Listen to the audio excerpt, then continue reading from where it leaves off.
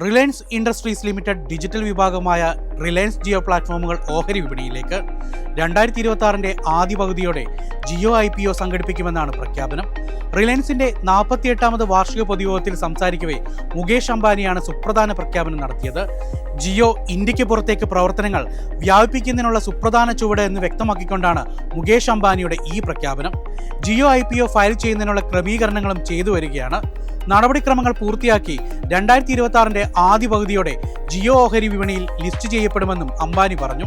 50 കോടി ഉപഭോക്താക്കൾ എന്ന വലിയ കടമ്പ ജിയോ കുടുംബം പിന്നിട്ടെന്നും മുകേഷ് അംബാനി പ്രതികരിച്ചു.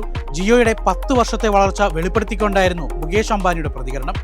ജിയോയുടെ ഉപഭോക്താക്കളുടെ എണ്ണം US, UK, ഫ്രാൻസ് തുടങ്ങിയ രാജ്യങ്ങളിലെ ജനസംഖ്യയേക്കാൾ കൂടുതലാണെന്നും മുകേഷ് അംബാനി പ്രതികരിച്ചു.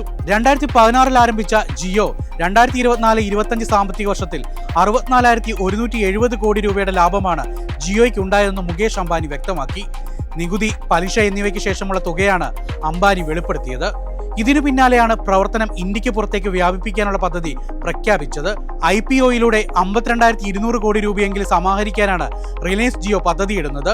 ഹുണ്ടായി ഇന്ത്യ സമാഹരിച്ച 28,000 കോടി രൂപയാണ് ഇതിനു മുമ്പ് IPOയിലൂടെ സമാഹരിച്ച ഏറ്റവും വലിയ തുക.